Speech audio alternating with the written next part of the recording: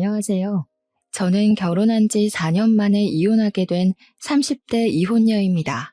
얼마 전까지 쉽지 않은 시간을 보내고 갓난 딸아이와 함께 겨우 일상을 회복 중이에요. 제 사연도 라디오에 보내보고 싶었는데 직장 복직을 하기까지 얼마 남지 않은 휴식 시간에 올려보는 게 좋을 것 같아서 컴퓨터를 켜게 되었습니다. 시간 여유 되신다면 제 이야기 한번 들어봐 주세요. 저랑 남편은 같은 회사에서 사내 연애로 만나 결혼을 하게 되었습니다. 서울에서 일을 해서 서울로 신혼집을 구하고 싶었는데 생각보다 돈 많이 들어서 경기도로 이사를 했어요. 그참에 저랑 남편 직장도 이직을 하게 되었죠. 그 탓에 같은 회사를 다니던 저희가 갈라진 셈이기도 했습니다. 혼자서 서울살이 할 때보다 둘이서 같이 집 구해 서울살이를 하는 것이 확실히 더 어려운 것 같더라고요. 그래도 경기도 생활이 나쁘진 않았어요. 다만 대중교통 이용이 너무 힘들었습니다. 저는 원래 서울에서 일을 다닐 땐 회사랑 집이 가까워서 걸어 다녔거든요. 근데 지옥철 장난 아니더라고요. 왜 출근길을 지옥길이라고 하는 건지 그제야 경험을 하게 되었습니다. 남편은 자차가 있어서 그나마 괜찮은데 저는 남편과 회사가 반대 방향이라서 얻어 탈 수도 없어요. 아무래도 면허를 따야겠다는 생각을 그때 처음 하기도 했습니다. 어쩔 수 없이 지하철을 이용했던 저는 매 순간 출퇴근길의 전쟁이에요. 뭐 그래도 퇴근길은 괜찮습니다. 그런데 출근길은 조금만 늦어도 자칫 못할 수도 있거든요. 제가 타는 시간엔 사람들이 줄을 서 있어요. 이직해서 업무 환경 적응하기도 바쁜데 지하철에서부터 기운을 쫙 빼버리니까 그저 하루 종일 피곤에 찌들게 되더라고요. 그래도 동료 직원들이 다들 마음이 좋아서 동료로부터 받는 스트레스는 없는 것이 그나마 다행이었어요. 저희 회사는 회사 식구들끼리 같이 밥을 먹는데 부장님께서 법인카드로 항상 긁어주세요. 어느 회사를 가나 좋은 상사를 만난다는 건 쉽지 않은데 다행히 제 회사 부장님은 굉장히 친근하시고 편견 없으신 좋은 분이셨어요. 그래서 그런지 직원들이 식사 메뉴를 정할 때 보면 부장님과의 관계가 어떤지 드러나요. 전혀 눈치 안 보고 먹고 싶은 메뉴를 고르더라고요. 부장님은 메뉴 중에서도 늘 비싼 걸 드십니다. 아마 밑에 직원들이 자기 눈치 볼까봐 그러지 말라고 손수 모범을 보여주시는 것 같았어요. 저도 이직하고 나서 부장님 덕분에 적응을 빨리 했습니다. 배울 점도 많고 참 옆집 삼촌 같은 느낌이 나는 분이라 이직한 회사에 아주 만족을 했었죠. 출근길만 괜찮다면 경기도로 이사를 선택한 걸 100% 만족했을 겁니다. 부서 동료들과 친해지고 부장님과도 거리낌이 없어지다 보니 서로 식사를 하면 자연스레 대화가 오갔는데요. 아무래도 제가 새 사원이라서 제게 질문이 몇 번씩 들어와요. 당연히 어디 살고 있는지는 공식 질문이 아니겠습니까? 저는 집 얘기를 하면서 세트로 떠오르는 지옥철 얘기도 해줬어요. 그랬더니 직원들이 카풀 언급을 하더라고요. 부장님께서도 제가 어디에 사는지 정확히 묻더니 혼자서 지도를 한번 보셨어요. 그리곤 제게 회사 가는 길이 우리 집을 거쳐가는 방향이니까 출근길에 태워주겠다고 하는 겁니다. 처음엔 그 얘기를 듣고 좀 당황했어요. 부장님과 친해졌다고는 하지만 단둘이 차를 타고 출근을 할 정도는 아니었거든요. 그래서 어색하게 웃으며 괜찮다고 상황을 모면하려고 했는데 알고 보니 부장님 차를 타고 출근하는 사원들 몇 명 더 있더라고요. 우리 부서에도 여직원 한 분이 타고 다닌다고 저보고 같이 합석하라고 하는 거 있죠. 그래서 저도 마음이 놓였고 그때부터 부장님 차를 얻어 타고 출근을 하기 시작했습니다. 부장님 차에는 저랑 부장님을 포함해서 여직원 2명, 남직원 3명이었어요. 만석이었지만 지옥철에 비하면 천국이나 다름없는 출근이라 얼마나 좋았는지 모릅니다. 이로써 제 경기도 삶은 완벽해졌다고 느꼈을 정도라니까요. 카풀, 사실은 당연히 남편한테도 밝혔습니다. 남편도 긍정적으로 생각해줬어요. 카풀을 하다 보니까 출근 시간까지도 여유로워졌는데요. 남편이랑 같이 아침밥을 겸상할 수 있어서 그것도 얼마나 좋았는지 몰라요. 그렇게 무난한 일상을 보내던 어느 날이었습니다. 주말에 마트 갈 일이 있어서 남편이랑 같이 움직였는데요. 남편 차 조수석에 올라탔는데 조수석 좌석이 제가 늘 앉았던 느낌과 다르게 조정되어 있더라고요. 남편한테 혹시 여기 누가 탄 적 있냐고 물었더니 남편이 아침에 동료 직원을 카풀한다고 하는 겁니다. 카풀한다고? 왜 말 안 했어? 언제부터 했는데? 뭐, 바빠서 말한다는 게 까먹은 거지.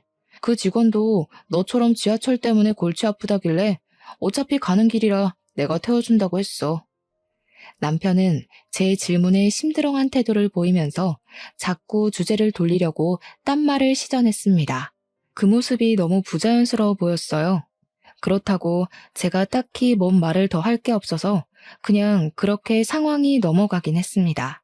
그래도 영 찝찝함이 가시지 않길래 그 뒤로 남편을 유심히 주시하게 되었어요. 그대로 며칠이 더 흐른 후 저는 우연히 남편 폰을 볼 기회가 있었습니다. 남편은 잠금을 귀찮아하는 타입이라 늘 풀려 있어요. 남편 잠깐 자리 비웠을 때 채팅창을 들어가 봤더니 가장 최근 대화창에 의문의 여자 프로필이 있더라고요. 그 여직원과 대화를 많이 한 것 같길래 눌러봤어요. 그렇게 저의 찝찝함은 최대치로 상승해 버렸습니다. 대화 내용을 보니까 남편이 카풀해준다는 동료 직원이 여직원이더라고요. 물론 단순히 남편과 같이 출근하는 직원이 여직원이라서 제가 이러는 게 아닙니다. 그 여직원과 나눈 대화 내용이 기분 나빠서 그래요. 서로 주고받는 대화가 연인이라 해도 만무할 만큼 너무 알콩달콩 하더라고요. 여직원이 무슨 아침에 간단한 과일이나 간식, 커피를 챙겨온다고 하면 남편이 눈웃음 보내면서 너무 좋다고 그 어린 여직원을 칭찬하고 띄워주고 난리인 거 있죠. 제일 마지막에 한 멘트에는 심지어 여직원이 남편에게 하트 이모티콘까지 보내놓은 거 아니겠습니까? 대리님, 내일 봬요. 제 꿈꾸세요. 이런 말을 왜 하는 걸까요? 거기에 남편은 또 뭐라고 답해놓은 줄 아시나요? 결혼하고 나서 저한테는 생전 이모티콘 안 써주던 남편이 그 여직원에게는 사랑의 총알을 쏘는 이모티콘을 보내놨네요. 이건 남편에게 안 물어볼 수가 없어서 저는 당장 남편에게 가서 숨기지 않고 남편에게 물어봤어요. 당신 카프라는 직원이 여직원이었어? 왜 말 안 했어? 그 여직원이랑 단둘이 출근하고 있는 거야? 설마 퇴근도 같이 해? 내 폰 봤냐? 왜 남의 폰을 함부로 보고 난리야? 카풀하는 게 뭐? 그래 한다. 너도 카풀하면서 뭘 그렇게 정색해? 너는 되고 나는 안 돼? 내가 남 직원이랑 단둘이 타고 다니니? 둘이 대화한 거 보니까 그 여직원이랑 아주 신혼부부가 따로 없던데? 같이 출퇴근하는 거면 차만 얻어 타면 되지. 뭐하러 도시락을 싸고 커피를 챙겨오고 난린데. 그리고 당신 회사는 사원이 대리한테 내 꿈꾸라고 그러니? 막 하트 보내고? 아, 좀. 지금 하고 싶은 말이 뭔데? 내가 바람 피운다는 거냐? 야, 너 그거 정신병이야. 내가 무슨 스킨십을 했냐? 모텔을 갔어? 누가 보면 의부증이라고 보겠네. 이상한 소설 좀 쓰지 마. 무슨 말도 안 되는 소리라고 있어. 남편은 제게 성질을 와락 내면서 쌍욕까지 했습니다. 제가 여러 번 물은 것도 아니고 그날 처음 한번 물어본 거였어요. 그런 저를 정신병 취급까지 하는 남편에게 저도 서운하더라고요. 남편이 제게 해준 해명은 하나도 와닿지가 않고 시원하게 찝찝함이 사라진 것도 아닌데 되레 욕을 먹어버렸으니 남편이 너무 미웠습니다. 한편으로는 제가 본 의심스러운 정황이 사실일지도 모른다는 생각에 겁도 났어요. 그래서 그날은 저도 화가 나고 눈물 나서 서울에 있는 친정집으로 가버렸습니다. 부모님이 갑자기 찾아온 저를 보고 놀랐고 저는 굳이 남편과 있었던 일을 안 숨기고 얘기해줬어요. 난감했던 부모님은 제가 친정에 있다는 걸 몰래 남편에게 연락해서 알려줬나 보더라고요. 그날 밤에 남편이 찾아왔는데 친정 부모님께 줄 선물하고 제 것도 챙겨서 온 겁니다. 그리고 남편이 제게 먼저 잘못했다고 용서를 빌었어요. 내가 미안해. 그래도 이렇게 갑자기 친정으로 와버리면 어떡해. 장모님께서 전화와서 그렇게 얘기하는데 내가 얼마나 간 떨어질 뻔했는지 알아? 남의 집 귀한 딸내미 흠집냈다고 생각하실까봐 얼마나 노심초사했다고. 당신이 생각하는 그런 거 진짜 아니야. 그 여직원이 애교가 많아서 그랬을 뿐이야. 그 여직원이 애교 많고 안 많고가 중요한 게 아니잖아. 당신이 그걸 왜 받아주고 있냐고. 당신은 내가 다른 남자랑 하트 이모티콘 주고받고 아침마다 둘이서 도시락 까먹고 하면 좋겠어? 당연히 싫지. 상상만 해도 질투나네. 미안하다. 내가 입장 바꿔서 생각해봤어야 했는데 실수했어. 다신 안 그럴 테니까 그만 집에 돌아가자. 그럼 약속해. 카풀하지 않기로. 나도 다시 지하철 타고 다닐 테니까 당신도 이제부터 혼자 다녀. 아무도 카풀하지 마. 좀 유치하다 생각하실 수도 있지만 이렇게 확실히 싹을 잘라놔야 다음에 더 큰 문제가 안 생긴다고 생각했어요. 다행히도 남편은 제 입장을 이해해줬고 카풀도 안 하겠다고 수긍해줬습니다. 그래서 저는 그날 밤늦게 남편과 신혼집으로 돌아갔어요. 우린 그렇게 잠깐의 위기를 넘기고 무난하게 또 잘 살았습니다. 제 출근길은 다시 지옥철이 되었지만 다니다 보니 익숙해져서 괜찮았어요. 또 대중교통 이용하니까 생활 운동도 되는 것 같고 좋더라고요. 그러던 어느 날 제가 남편 차 트렁크에 볼 일이 있어서 남편 차키를 대신 들고 남편 차를 찾은 날이 있었는데요. 할 일을 하다가 우연히 조수석 방향을 보게 됐어요. 그런데 조수석 좌석이 좀 이상한 겁니다. 하던 일을 멈추고 조수석으로 가서 확인을 해봤더니 조수석 등받이가 뒤로 확 젖혀져 있는 거 아니겠어요? 조수석이 젖혀져 있을 일이 뭐가 있을까요? 제가 운전을 안 해서 운전자 행동에 대해 잘 아는 건 아니지만 조수석을 완전히 젖힐 만한 일이 뭐가 있나요? 알고 계시면 코멘트 좀 부탁드립니다. 어쨌든 제가 몰라서 그럴 수도 있지만 일단 저는 그게 이해가 안 되었다는 거예요. 그래서 남편한테 가서 또 따지듯이 물었습니다. 왜 조수석이 뒤로 넘어가 있냐고 말이죠. 아, 운전하다가 피곤해서 갓길에 차 대고 눈 좀 붙였어. 운전하다가 졸리면 조수석에서 그렇게 자는 운전자들 많아. 그럼 운전석을 넘겨서 자면 되는 거 아닙니까? 왜 불편하게 조수석까지 넘어와서 자는 거죠? 이해 안 되는 부분은 여전히 많았지만 괜히 더 질문했다가는 싸울까봐 넘어가야 했어요. 솔직히 설마 또 카풀하고 있냐고 여자랑 딴짓한 거 아니냐고 묻고 싶었거든요. 근데 참았어요. 근거 없이 남편을 몰아붙이고 싶진 않았습니다. 그 일은 그냥 그렇게 넘어갔어요. 바쁘게 살다 보니까 애매한 건 오래 못 붙들고 있고 금세 까먹게 되더라고요. 그렇게 시간이 흐르고 가족 여행을 가는 날이 왔는데요. 저랑 남편은 결혼 때부터 적금을 모아서 훗날 가족 여행을 가자고 계획을 했었습니다.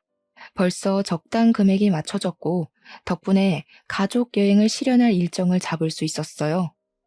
이번 여행은 해외로 가는 거라서 친정이랑 시댁을 다 모아서 떠나기로 했습니다. 그래서 이미 한 달 전에 티켓이랑 호텔, 식당 등등 다 예매를 마친 상태였어요.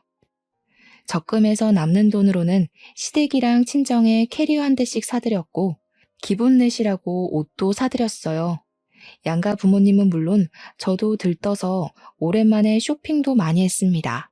그런데 이렇게 끌어오른 기분을 단번에 차게 식도록 만든 당사자가 있었는데요. 바로 제 남편이었습니다. 남편이 가족 여행 떠나기 일주일 전에 갑자기 자기는 여행을 못 가겠다고 하는 겁니다. 회사에서 중요한 프로젝트 하던 게 비상이 걸렸다면서 오랜 기간 휴가를 낼 수 없다고 통보를 하는 거 아니겠습니까? 진짜 미안해. 나도 이렇게 될 줄은 몰랐어. 근데 프로젝트 일이라서 안 할 수도 없고 여행 경비 조금 더 보태서 내가 당신 계좌로 보내놓을 테니까 돈 생각하지 말고 마음껏 쉬다 와. 진짜 미안해. 아쉽다. 같이 가면 좋을 텐데. 하필 타이밍이 그렇네. 어쩔 수 없지. 시댁에는 자기가 말씀드려. 우리 집엔 내가 말할게. 원래 같이 가기로 한 상황에서 구성원이 한 명 빠지면 괜히 김 빠지잖아요. 그때 제 기분이 딱 그랬어요. 하지만 어쩌겠어요. 저도 남편과 동종업계 사람이라서 프로젝트에 비상이 걸리면 휴가 반납해야 된다는 거 누구보다 잘 알고 있거든요. 많이 아쉬웠지만 어쩔 수 없었어요.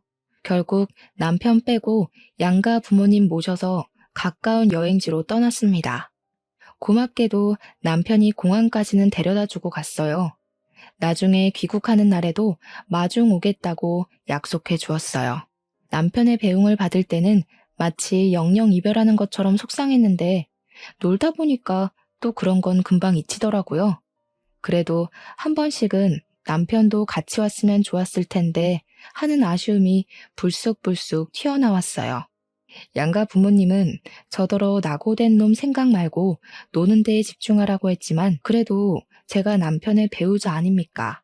남편은 제가 꾸준히 챙겨야지 누가 하겠어요. 한참 돌아다니면서 실컷 먹고 저녁 식사는 호텔 레스토랑을 예약해 놓았습니다. 마침 저희가 그 호텔에 묵었기 때문에 잠깐 옷 갈아입는다고 숙소로 흩어졌어요. 남편이 왔다면 같이 사용했을 호텔에서 저 혼자 덩그러니 침대에 앉아 휴대폰을 확인했습니다. 여유 시간이 있어서 남편한테 연락해 보려고요. 때마침 남편한테 먼저 문자가 와 있더라고요. 잘 노는지 궁금해서 연락했겠구나 싶은 생각을 하면서 확인했는데 그 문자 내용이 좀 이상했습니다. 저기요, 나 회식 끝났어. 이제 차 타거든? 집에 가서 많이 사랑해 줄게. 기다려. 제가 여행을 떠나서 집에 없는 거 알 텐데 남편이 왜 이런 문자를 보냈지? 처음에는 당황스러웠어요. 근데 생각할수록 뭔가 수상하게 느껴지더라고요. 저는 바로 남편한테 전화를 걸었습니다. 안 받더라고요. 계속 걸었어요. 근데 거는 족족 고의로 끊어지기만 하더니 나중에는 아예 전화가 꺼져 있다는 신호음이 들렸습니다. 그 뒤로도 여행 내내 남편에게서 연락이 안 되었어요. 이거 정말 수상하지 않습니까? 이건 제가 남편에게 따지고 들어도 의부증이냐는 욕먹을 이유 없는 거 아닌가요? 여행을 오고 당일만 즐거웠지 저는 남편 때문에 신경 쓰여서 남은 여행 기간 동안 엄청난 스트레스를 받으며 보냈습니다. 한국으로 돌아갈 날만 기다리며 칼을 갈았어요. 그리고 드디어 한국 귀국날. 원래라면 남편이 데리러 오기로 했는데 연락이 안 되니까 저는 양가 부모님께 택시비를 챙겨드리고 배웅해야 했습니다. 저도 택시를 타고 바로 집으로 갔어요. 남편은 당연히 출근을 해서 없는 시간이었습니다. 저는 도착하자마자 가방 정리도 안 하고 옷도 안 갈아입고 바로 집을 뒤졌어요. 아니, 딱히 뒤질 필요도 없었습니다. 화장실 들어가자마자 쓰레기통에 보이는 피임 도구 포장지를 보고서 남편의 불륜을 확신했어요. 남편이 평소 청소하는 걸 잘 못해서 제가 가족여행 가기 전에 쓰레기를 한번 싹 다 정리해주고 갔거든요. 근데 갔다 왔더니 저도 모르는 껍데기가 떡하니 있네요? 이거 완전 증거물 아닙니까?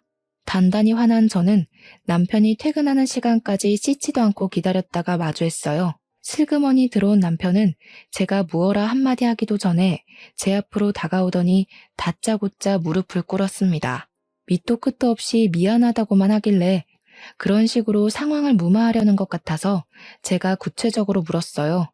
대체 그 문자 뭐냐고, 나 몰래 바람 피우냐고 따지면서 꼬치꼬치 캐물었습니다. 그랬더니 남편이 제가 여행 가 있는 내내 마땅한 변명거리를 못 찾았던 건지 끝내 불륜 사실을 인정했어요. 미안해 여보. 내가 진짜 정신 나갔었나 봐. 잠깐 현혹되었던 거지 절대 진심 같은 건 없었어. 무슨 말을 해도 여보한테 핑계로 들릴 거 아니까 말도 제대로 못하겠는데 나 진짜 한 번밖에 안 했어. 뭐? 지금 그걸 변명이라고 해? 이런 식으로 행동해놓고 지난번에 나더러 의부증이니 정신병이니 그랬던 거냐? 그때 그 카풀 여직원이랑 바람 피운 거지? 그년이랑 나 몰래 계속 카풀도 했지? 그건 진짜 아니야. 카풀은 당신이랑 약속했을 때 진작에 끝냈어. 그냥 그 애가 갑자기 자기 애인이랑 헤어졌다고 술 한잔 해주면 안 되냐고 해서 밖에 춥기도 하고 우리 집에서 간단하게 한잔 했는데 그래서 잤다. 심지어 우리 집을 데리고 왔네. 그래, 그랬겠지. 그랬으니까 미처 뒤처리도 제대로 못하고 나한테 걸렸겠지.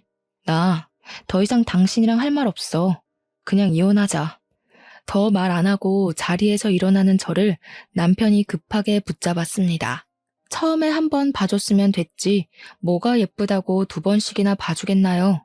꼴도 보기 싫어서 저는 남편을 무시하고 친정에 전화했어요. 이혼하겠다고 말이죠. 그러고는 시댁엔 남편더러 말하라고 했습니다. 만약 거짓말로 이를 시 내가 직접 상간녀 데리고 시댁 찾아갈 거라고 해줬더니 남편이 한껏 기죽어서는 알겠다고 하더군요. 그리고 저는 그날 각방을 썼습니다. 다음날 이혼 합의서를 준비할 생각이었어요.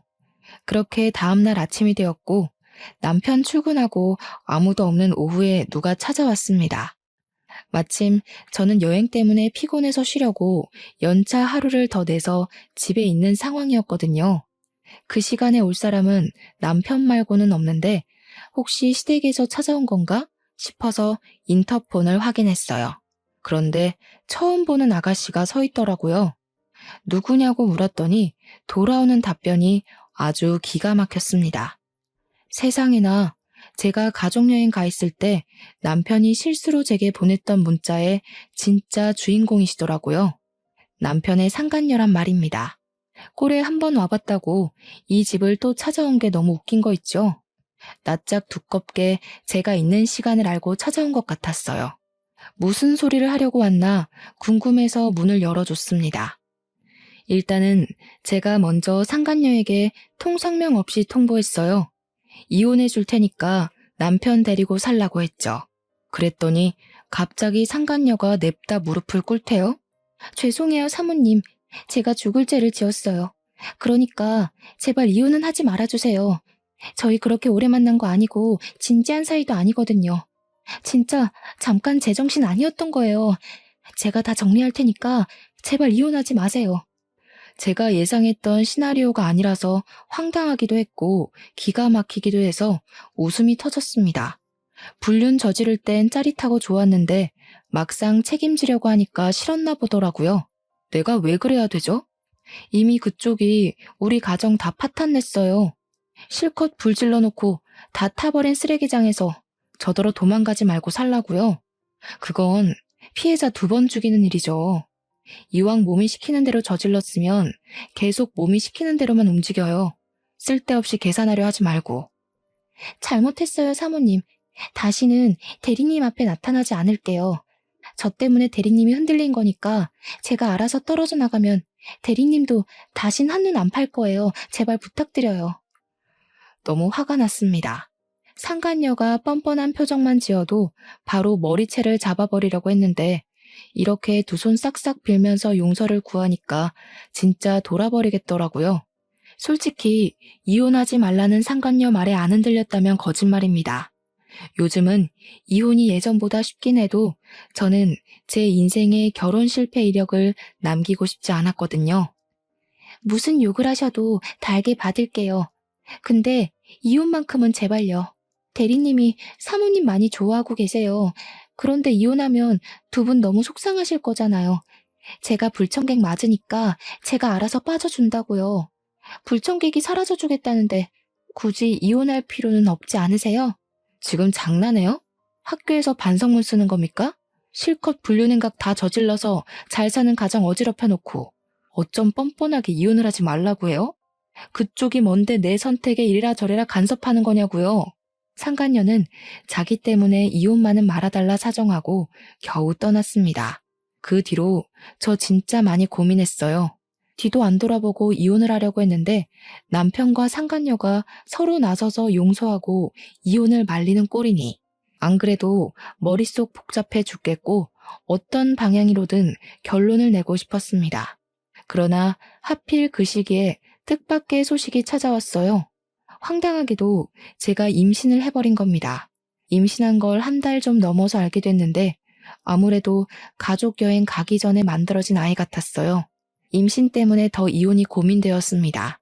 솔직히 이혼하지 말자는 쪽으로 마음이 기울고 있었어요. 저는 남편에게 임신 사실을 알리면서 주먹으로 한 대 쥐어 박아줬습니다. 그러자 남편이 다시 무릎을 꿇으면서 앞으로는 절대 바람 안 피운다고 울면서 매달리더군요. 결국 저는 아기 때문에 이혼을 포기하게 되었어요. 아기에게 완연한 가정을 선물해주고 싶었거든요. 그렇다고 제가 남편을 용서한 건 아닙니다. 저는 남편의 실수를 절대 잊지 않고 남편 태도를 지켜봤어요. 의외로 남편은 제가 출산을 할 때까지 연애 때도 안 보여줬던 사랑과 노력을 쏟아붓더라고요.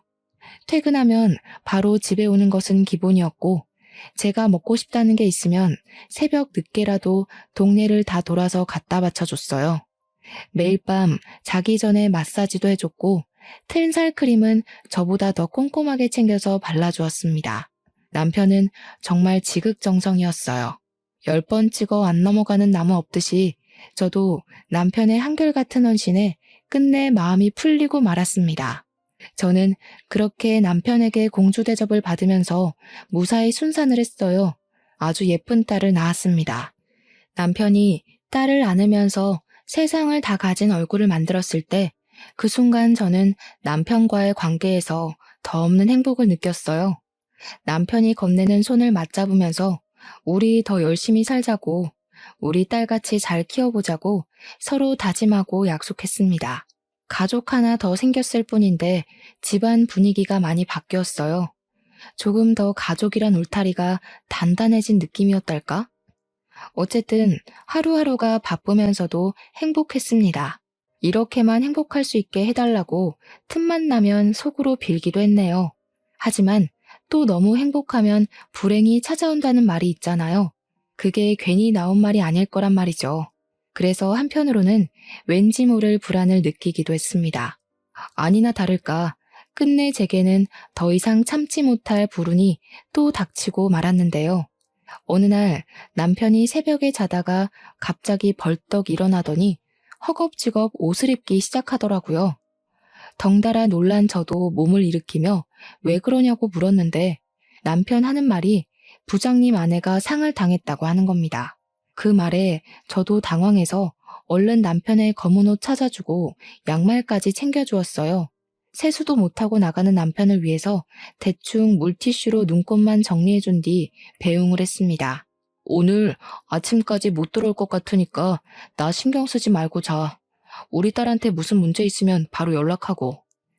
우리 걱정하지 말고 당신 운전 조심해. 서울이라고 했지? 이 새벽에 언제 거기까지 가냐. 졸릴 것 같으면 차에 있는 껌 꼭 씹어. 남편은 제게 걱정 말라고 괜히 깨워서 미안하다며 제 이마에 뽀뽀를 해주고 나갔습니다. 그렇게 치밀하게 준비해서 나가더니 결국 이 모든 게 거짓말이란 걸 알았을 때 정말 괴로웠어요. 알고 보니까 남편이 그리 바쁘게 튀어나간 것이 부장님 아내 상이 아니라 상간녀 출산 때문이었더라고요. 그걸 제가 어떻게 눈치챘는지 말씀드릴게요. 급하게 나간 남편 때문에 잠이 깬 저는 우리 딸이 잘 자는지 살피다가 일찍 깬 김에 세탁기 예약 맞추려고 빨래 뒤졌거든요. 근데 그 순간 낯선 냄새가 코로 훅 들어오더라고요. 저도 남편도 누구도 쓰지 않는 향수 냄새였습니다. 그래서 저는 그 옷을 찾아 일일이 냄새를 맡아봤고 유독 심하게 냄새가 나고 있는 남편의 등산복 바지를 발견했어요. 바로 그 옷 뒤졌는데 뒷주머니에서 웬 영수증이 있길래 살펴보니까 상표가 어느 산부인과더라고요. 그때 저는 잊고 있던 과거의 트라우마가 바로 도졌습니다. 제가 남편의 부장님을 모르는 게 아니거든요. 남편이 신혼 때에 직장 사람들을 집으로 데려온 적이 있어서 안면을 튼 사이입니다. 그래서 저는 확인을 하고 싶었어요. 그렇다고 늦은 새벽에 민폐를 끼칠 순 없어 뜬 눈으로 남은 새벽을 다 지샌 후에 다음날 아침까지 기다렸다가 일찍 부장님께 연락해봤습니다. 부장님 연락처는 남편 회사에 전화만 해도 부장님 책상으로 연결될 수 있었어요. 안녕하세요, 부장님. 저 김지훈 대리 와이프입니다. 남편 혼자만 보내서 죄송해요. 저도 같이 갔어야 했는데 딸이 있어서 못 가보고 이렇게 전화만 드려요. 아, 김지훈 대리 알죠? 근데 무슨 말씀이신지 이해가 잘 안 되네요. 김지훈 대리를 어디에 보냈다는 거죠? 오늘 연차를 낸 걸로 알고 있는데요. 네? 사모님께서 상을 당하셨다고 들었는데 아닌가요? 저는 그때 부장님의 불쾌한 헛기침을 들었습니다. 역시 이 모든 건 남편의 핑계였다는 것이 밝혀진 셈이었어요. 남편에 대한 불륜을 확신했죠. 저는 바로 부장님께 사과를 드린 후에 남편을 어떻게 맞이할지 생각했습니다. 근데 나중에 오후 좀 넘어가니까 남편한테 따로 문자가 오더라고요. 문자를 보면서 진짜 온갖 정남이가 다 떨어졌어요. 남편은 지금 부장님이 너무 힘들어하셔서 동료들끼리 3일 내내 곁을 지켜주기로 했다며 외박한다고 하는 거 아니겠어요? 순간 기가 막혀서 웃음도 안 나왔습니다. 제 분노는 시간이 갈수록 최대치를 향해 올라갔어요. 가만히 앉아서 남편을 기다리고 있을 수만은 없겠더라고요. 짜증이 한가득 났던 저는 다음날 아침 딸을 데리고 제가 영수증에서 본 산부인과를 찾아갔습니다. 영수증 날짜를 보니까 산부인과를 방문한 지 얼마 안 된 것 같던데 혹시 상간녀와 남편에 대한 정보라도 얻을 수 있을까 싶어서 찾아갔어요. 와, 그런데 정보는 무슨 그냥 남편이 거기에 있더라고요. 병원 직원들에게 상간녀 이름을 물어보니 그 즉시 병실 호수를 알려주는데 그 순간 숨이 턱 막혔습니다. 직원들이 알려준 곳으로 가서 문 열었는데 우습게도 둘 다 아직 꿈나라인 거 있죠? 들어가서 제대로 구경해보니까 여자 얼굴은 좀 낯익더라고요. 누군가 했더니 지난번에 저한테 이혼하지 말랬던 그년 아니겠습니까? 두 사람 꼬락서니가 기가 막혀서 그걸 그대로 지켜보기가 싫었어요. 저는 바로 주위에 있는 가습기 물 뽑아서 자고 있는 남편 얼굴에 확 들이부어 버렸습니다. 남편이 쌍욕하면서 깜짝 놀라 깨더니 저를 발견하곤 더 놀란 얼굴을 했어요. 순식간에 산만한 분위기에 상간녀도 잠에서 깼습니다. 상간녀 또한 저를 알아보곤 꽤나 당황하더라고요. 저를 보면서도 꿀먹은 벙어리처럼 아무 말도 못하는 그들을 향해 저는 참아왔던 분노를 터뜨렸습니다. 야, 당신 내가 이혼하자고 할 때 왜 잡았니? 니녀는 내가 이 새끼 가지라고 했을 때 왜 싫다고 밀어냈어? 그래놓고 지금 이거 뭐 하자는 건데? 사람 속 뒤집어 놓는 악침이라도 있는 거야? 둘이 그게 통해서 계속 만났던 거냐? 이 쓰레기들이 보자 하니까 사람 바보 만드네? 여보, 어떻게 여기를 알고 왔어? 아니, 지금 여보가 오해한 거야. 내가 나가서 설명해 줄게. 몸도 성치 않으면서 애까지 데리고 이런 데로 오면 어떡해? 남편은 당황해서 많이 흥분한 저를 밖으로 내보내려 했습니다. 저는 그런 남편의 손길을 뿌리친 뒤 귀싸대기를 시원하게 날려주었어요. 그러고는 제 차 이혼을 통보해 줬습니다. 그러니 남편이 또다시 제 앞에 무릎을 꿇더군요. 이제 보니까 저와 남편의 관계가 마치 쳇바퀴 돌듯 제자리를 계속 돌고 있다는 걸 그때야 느꼈습니다. 내가 잘못했어. 쟤랑 따로 살림 차릴 생각은 전혀 없었어. 갑자기 애가 생기는 바람에 그냥 애 낳는 것만 봐주고 연 끊으려고 했다고. 나한테는 당신이랑 우리 아윤이밖에 없어. 믿어줘. 와, 이거 정말 정신 나간 놈이네. 나한테 정신병 어쩌고 하더니 너야말로 머리가 어떻게 된 거 아니냐? 즐길 거 다 즐기고 애까지 낳으면서 양쪽 살림하고 있던 주제에 나랑 내 딸을 입에 담아? 감히 그 더러운 입으로 우리 아윤이를 언급해? 야, 꺼져. 너 같은 쓰레기 다시 주워 담기 싫으니까 전현한테 꺼져버리라고. 안 돼, 여보. 나한테 쟤는 아무것도 아니라니까. 나 진짜 당신이랑 딸 위해서 잘해보려고 마지막으로 해결하러 온 거야. 그동안 내가 당신한테 얼마나 잘했는지 알잖아. 넌 날 호구로 보는 거니?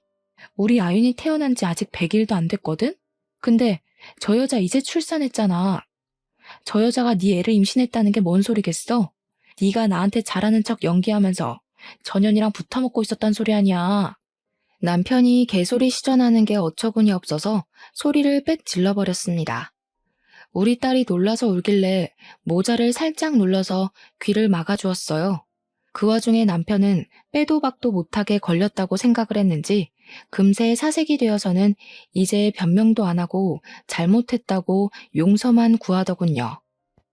그때 잠자코 입 닫고 있던 상간녀가 자기 딴에도 위기를 느낀 건지 뒤늦게 나서기 시작했는데요. 사모님, 오해하지 마세요. 저 애 보육원이나 베이비박스에 버릴 거예요. 태어나면 오빠랑 다신 연락 안 하기로 했어요. 그러니까 제발 오빠랑 헤어지지 마세요. 저 유부남 때문에 인생 망하기 싫다고요. 아직 새파란 청춘인데. 이런 정신 나간 여자 본 적 있으십니까? 상간녀가 정신 나간 소리를 해대는데 진짜 철딱서니가 없더라고요. 보육원이나 베이비박스에 버리다니 아이는 무슨 죄입니까? 유부남이랑 실컷 즐겨놓고 청춘 망할까봐 겁이 난다니. 이거 제가 이해해줘야 되는 건가요? 저는 웬만하면 산모한테 손찌검을 안 하려고 했거든요. 근데 전혀 나불대는 입술이 끝까지 이기적이라서 도무지 못 들어주겠더라고요. 그래서 우리 딸이 혹시 울면 먹이려고 타왔던 분유를 꺼내서 그 상간녀 얼굴에 쳐 뿌려버렸습니다. 유부남한테 발목 잡혀서 청춘 아깝다고? 청춘 따질 시간에 분유 처먹는 것부터 다시 배워야겠는데 엄마 뱃속에서부터 이미 인생 망해서 태어난 게 무슨 청춘을 누린다고. 네 손으로 망친 네 인생 남더러 책임지라고 하지 마. 뭐라고요? 뭐 하는 짓이에요, 환자한테. 아무리 화가 나도 감히 산모한테 이러면 안 되죠. 상식이 없어요? 옷 다 버렸잖아. 옷 갈아입기도 힘들어 죽겠는데. 상식 없는 년한테 상식 없냐는 말 들으니까 우습네. 처음에 내가 이혼한다 했을 때 안 말렸으면 소송 같은 거 안 했어. 근데 지금 너 하는 꼬락서니 보니까 소송해줘야겠다. 내 남편이랑 회사 같이 다니지? 네 남자랑 사이좋게 해고 한번 당해봐. 남의 인생 망쳐놨으면 똑같이 당할 각오했어야지. 상간녀가 자기 분에 못 이겨서 저를 향해 소리를 지를 때 저는 황급히 제 딸의 귀를 막았습니다. 그리고 얼마 뒤에 간호사들이 병실로 뛰어들어왔어요. 그러거나 말거나 저는 그만 병실을 나서려고 했습니다. 그런 저를 남편이 붙잡으면서 여보 여보 거렸고 졸지의 간호사들은 이 병실의 산모가 상간녀라는 것을 알게 되었을 겁니다. 혹시나 직원들 헷갈리지 말라고 저는 남편을 내치면서 소송장 받을 준비하라고 선포해주고는 병원을 빠져나왔어요. 그대로 나온 저는 남편이 따라오는 걸 느껴서 급하게 택시를 잡아탔습니다. 택시 문을 닫았을 때 남편이 들이닥치려고 했는데 제가 빨리 출발해달라고 해서 남편을 따돌렸어요. 근데 산부인과 주차장이 지상에 있었거든요. 남편이 급하게 차로 뛰어가더니 제가 탄 택시를 따라잡는 거 아니겠습니까? 그때 저 정말 무서웠어요. 저렇게까지 쫓아올 만큼 간절한 줄 몰랐거든요. 그렇게 가정을 지키고 싶었으면 욕구에 무너지질 말았어야지. 이미 할 거 다 해놓고 봐달라뇨. 제가 뭐 돌아가기만 하면 그 자리에 그대로 있는 고양 같은 존재입니까? 이젠 남편의 똑같은 패턴에 흔들려줄 생각이 없었어요. 아무래도 제가 남편의 불륜에 내성이 생겨버렸나 봅니다. 어쨌든 출발한 지 한 3분 정도 지났을 때도 남편이 계속 쫓아오고 있었어요. 전화를 해서 그만하라고 했는데도 남편은 다시 기회를 달라는 소리뿐이었습니다. 그리고 그 순간이었어요. 전화를 끊으려는데 수화기 너머로 쿵 하는 소리가 들리더라고요. 뭔가 싶어서 돌아봤더니 남편 마음이 급했는지 저를 쫓아온다고 빨간 신호를 어겨버린 겁니다. 그래서 횡단보도 건너는 사람 쳐버린 거예요.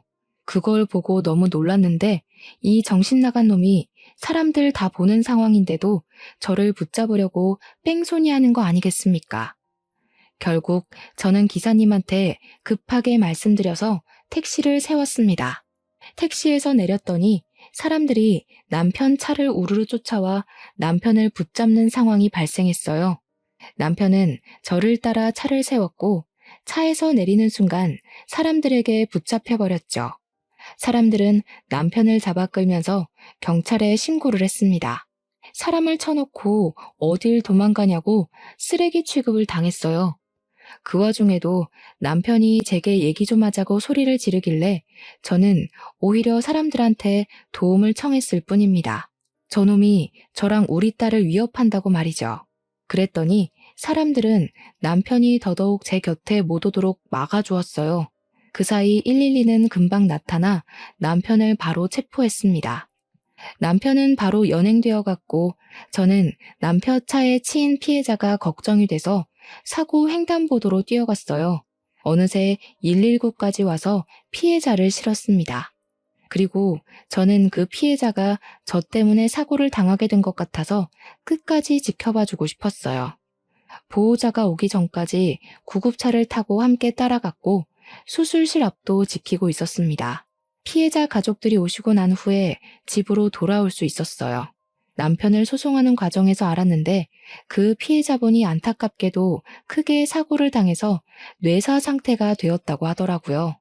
그래서 남편은 도주치상죄를 물어 징역 3년을 선고받았습니다. 거기다 저는 바로 이혼 소송과 상간녀 소송을 진행했고 정신적 손해배상과 양육비를 청구했어요. 남편은 수감 생활 3년을 마치고 나오더라도 어마어마한 빚 때문에 계속해서 감방에 사는 기분을 느낄 겁니다. 그런데 재판 과정에서 예상치 못한 죄명이 추가되는 바람에 남편의 형량이 더 추가되는 일이 발생했는데요. 남편이 재판받던 도중에 뺑소니 피해자가 결국 사망을 해버렸다고 해요. 그래서 남편은 총 7년의 징역을 선고받게 되었습니다. 남편의 깜빵 생활이 늘어난 건 다행인 일이지만 어느 날 한순간에 떠나버린 고인은 무슨 죄인가요? 남편 때문에 지금 몇 사람이 피해를 본 건지 모르겠네요. 부디 남편이 자신의 모든 잘못을 똑똑히 알고서 평생 죄책감에 불행해 살면서 살았으면 좋겠습니다. 아, 그리고 상간녀는 당연히 회사에서 쫓겨났어요. 제가 따로 소문을 낸 건 아닌데 이미 그 상간녀 이미지가 회사에서 꽃뱀 같은 느낌이더라고요. 제 전 남편이랑만 사고를 친 게 아닌 건지 몇 건 더 걸린 것 같았는데 아이를 임신한 건 제 전 남편과 처음이 아니었나 봐요. 이미 널리 소문이 퍼진 거 있죠? 딱히 더 이상 손댈 이유는 없을 것 같아서 상간녀와의 관계는 그 정도로 마무리해버렸습니다. 그렇게 저는 현재 신혼집을 정리하고 딸과 함께 다시 서울로 이사를 갔어요. 아무래도 식구 하나라도 더 있는 곳에 있어야 그간의 상처를 빨리 잊을 수 있을 것 같았거든요. 다행히도 딸은 아직까지 건강하게 많이 웃으면서 크고 있어요. 저도 받은 위자료가 많아서 한동안은 일 안 하고 딸이랑 부모님과 힐링의 시간을 좀 보낼까 합니다. 그리고 현재는 친정집 이사도 알아보고 있어요. 전 남편이 평생 그곳에서 늙어 죽을 만큼 긴 형량을 받은 것이 아니기 때문에 언젠가는 저를 찾을 수도 있을 것 같단 말이죠. 경기도에 집을 없애버렸으니 그 다음 찾아올 곳은 서울 친정집일 확률이 높거든요. 저희 가족을 지키려면 전 남편과 연결되어 있는 모든 영역을 끊어내야 된다고 생각했습니다. 괜히 부모님께도 민폐를 끼치고 있는 것 같아 좀 죄송하네요. 앞으로는 괜한 남자 믿지 말고 단단한 엄마로서 새 인생을 살아보려 합니다. 여러분들께서 응원 한마디씩 해주시면 더 힘이 날 것 같아요. 저도 여러분들의 앞날을 멀리서 응원하겠습니다. 꼭 감당할 수 있는 고충만 겪으시고 감당하기 벅찬 행복을 느끼시길 바래요. 그럼 지금까지 사연 들어주셔서 감사합니다.